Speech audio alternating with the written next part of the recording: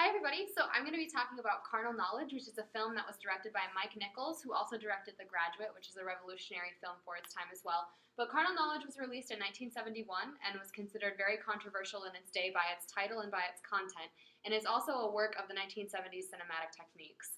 So, carnal knowledge's definition is a man having sexual relations or intercourse with a woman. And it's a legal term, and it was actually first used in the Bible, discussing the first encounter between Adam and Eve and how they conceived a child. So, it was the first movie to really have that as a title. So the plot follows two college roommates from the 1940s to the 1970s and their sexual escapades that they pursue. The two, so Sandy on the left and Jonathan on the right, completely differ in what they look for in a sexual relationship as well as an emotional relationship, and they both end up unhappy and unsatisfied. So the two main characters are Jonathan and Sandy.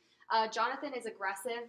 He's played by Jack Nicholson. He tends to objectify women and is not looking for a long-term relationship, whereas Sandy seeks the company of someone who is intellectually capable and wants to be married.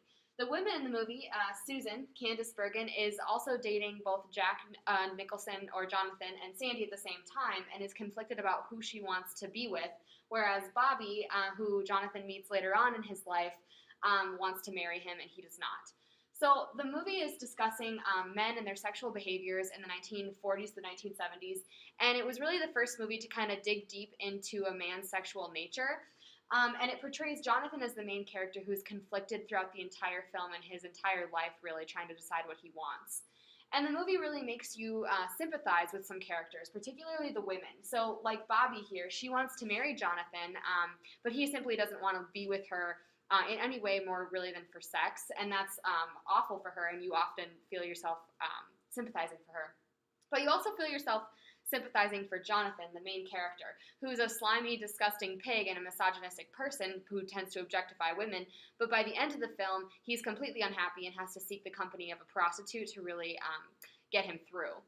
So what the filmmakers are really trying to portray with this movie and regarding morality at the time is that Jonathan's way of dealing with women is really immoral. But what's interesting about it is that both Sandy, who ends up marrying Susan but later divorcing her, and both Jonathan are unhappy in the end. And that's really the kind of the message and the outcome they're trying to portray is that in a time where there's sexual morals that are changing, there really isn't a good answer. Both of them who try to seek different avenues are completely unhappy, and really none of them find what they are looking for in life, which might have been the frustration of many people at the time.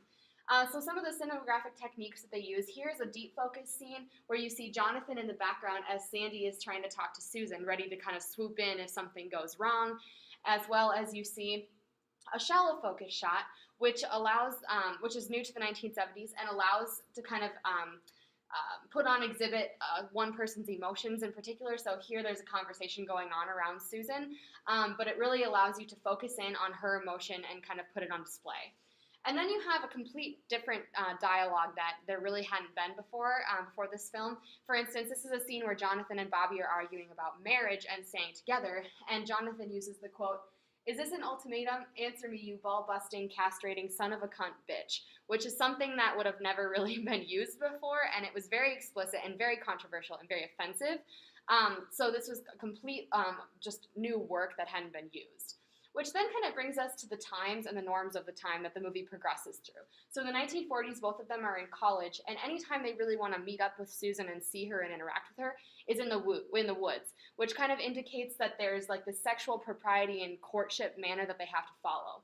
And then we see in the 1950s Bobby and Jonathan trying to live together and move in together and kind of play the housewife status, but both of them are absolutely miserable. Bobby wants to marry Jonathan. Jonathan does not want to marry Bobby. And it kind of is this paradox of women feeling stifled in their situation.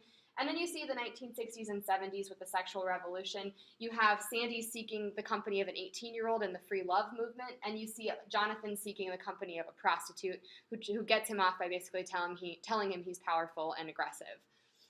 And then that kind of brings us to what was happening when the film was actually released. So the film was released in the 1970s in the middle of the feminist movement. Many feminists saw this movie as very offensive, as it tended to really only portray women as sexual objects. They really had no role in the film other than for sex. as well as the sexual revolution. At the time, as we know from class, there were changing sexual norms. People were going on the pill, making sex easier, and people were seeing sex in a different way other than for procreation as something that both members could enjoy. Which kind of brings us to why this film was controversial in the first place. This is a scene where both Jonathan and Bobby are completely nude, which was new at its time. It was rated R, but there was explicit nudity and explicit dialogue and kind of a blunt nature about talking about sex, which many people considered obscene, which is why it made its way all the way to the Supreme Court in 1974, where the court ruled that even though it might be offensive to some people as there's nudity and kind of discussions that are improper for what they're used to, it's still considered the right to free speech, and it's not obscene for just talking about sex. So that's Carnal Knowledge, and hope you liked it.